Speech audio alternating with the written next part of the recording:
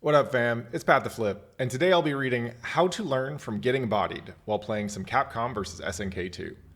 Please subscribe to patreon.com/pattheflip if you want to check out all my other writing, and feel free to leave a comment here if there are games you'd like to see me play for this video series. Thanks for watching. Why play with people who are much stronger than you? What can you learn from getting blown up? It's a good question. It sure can feel demoralizing to get 10-0'd or 50-0'd or 100-0'd. One of the most fun things you can do in a fighting game is play a session where both players are adapting and counter-adapting to each other, back and forth, having a good conversation. Those sessions feel so good because you're learning on the fly. And once you get a taste of those games, it becomes easy to feel like the sessions that don't feel like that are a waste of time. I know I personally learn a lot from the times I get blown up, but I wouldn't fault other folks who cannot deal with the frustration of losing over and over. On the flip side, some folks kind of worship the L and hold as holy their willingness to mash the rematch button endlessly. Of course, you will lose a lot of games on your road to getting good, and learning to hold it and embrace it is a very valuable part of playing fighting games. But if you get bodied for 30 games and just press the same buttons for all 30 games, like you didn't learn a damn thing in those 30 games, didn't go home thinking about all the things you're going to do to make those L's worth it, you are wasting your damn time. That doesn't mean you have to adapt during the course of the set. Being able to do that consistently is often a product of experience and practice. You just need to make sure you come out of your ass whooping with a list of things you can ask about or work on later. But that's easier said than done, especially when you're getting so overpowered that your list of things feels like it's just learn how to play this game, because clearly I don't know a goddamn thing. So let's figure out how to get good at getting good. This, too, is something you'll get better at as you build up your body of experience, but we'll start in pretty general terms. Any given state in a fighting game can generally be broken down into 3 phases: offense, defense, and neutral. If you're trying to find what you need to improve on, looking at which phase you're struggling in is a good place to start. If you're spending a lot of time getting hit and getting knocked down, your problem is defense. When it comes to defense, the first step is to make sure you're looking at the right problem. Broadly speaking, most situations boil down to reads, reactions, and knowledge tests. And if you're using the wrong tool, like trying to read your way through something you should be reacting to, then you're going to get hit a lot more than you should be if you were using the right tool, even if you fail with it. Reads are the most dangerous tool in your defensive toolkit because you're just guessing. Use these sparingly and find techniques to minimize the number of hard reads you have to make on defense whenever possible. If your opponent has a point in their offensive string where they can hit you with an 8-frame high or an 8-frame low, you're going to have to guess based on their decision history, how many highs and lows have they gone for so far, and the payoff, which one gives them a more valuable outcome. Reactions are when you have to see what's coming and make the appropriate decision on time. Moves that force you to react to them and answer appropriately typically give you at least 16 frames to see what's coming, and if you're having trouble there, it's probably not because your reaction speed is too slow, but rather that you aren't recognizing the steps your opponent is taking to set up the reactable move, so you're not ready to react to it. If your opponent has an offensive string that can hit you with a 20-frame high, you should be holding down back and looking for that 20-frame high. Lots of people think their defense is weak because they're trying to use too many reads or reactions, when what they're really up against is a knowledge test. If your opponent has a string that can go into an 8-frame low or a 16-frame high, then you don't need to guess or react because you can just block low until 8 frames and switch high afterwards.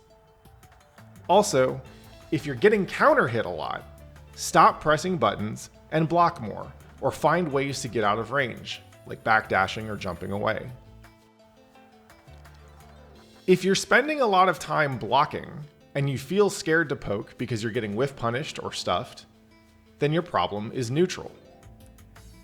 Neutral problems come largely from rhythm and timing, and they can often feel a lot more subtle and harder to diagnose.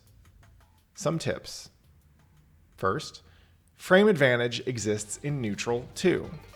If your opponent dashes in your face and presses a button, and you respond by backdashing, you may have avoided the attack, but you probably recovered after they did, meaning they have a frame advantage that they can use to close the gap safely or throw a fireball or whatever.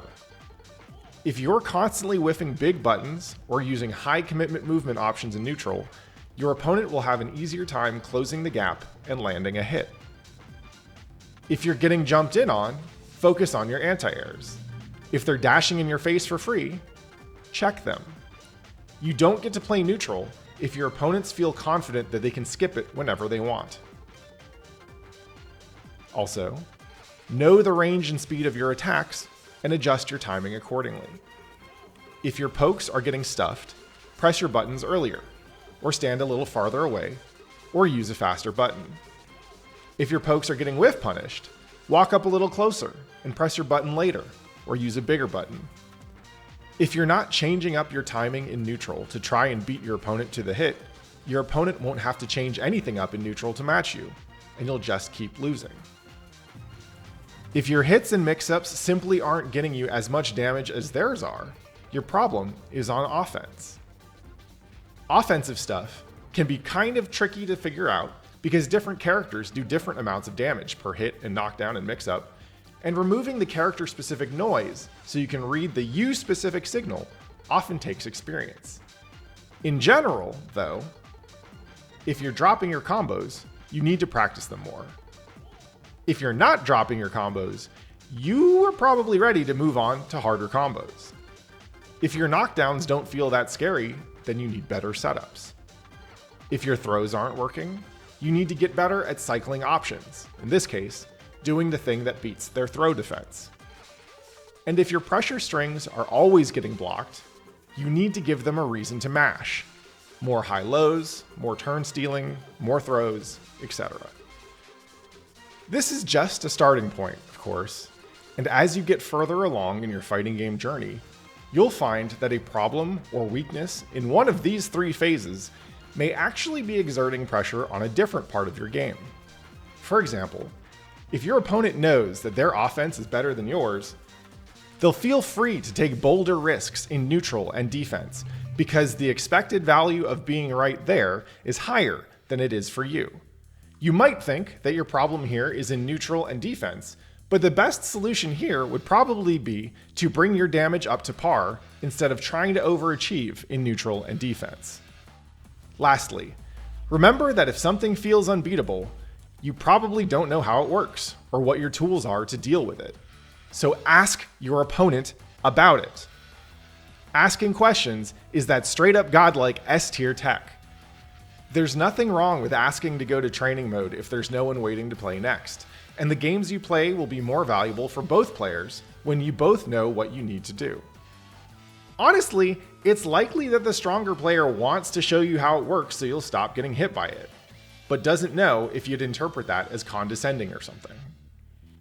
So, while I hope you got some good tools for self-diagnosing your own fighting game weaknesses from this essay, I want you to know that the best person to help you get stronger is usually the one who's beating you, and the strongest players are usually the ones who don't let their pride get in the way of asking questions. The beauty of fighting games is that there are no clearly defined student and teacher roles. We're all just players, doing our best to get stronger together. Thanks for listening.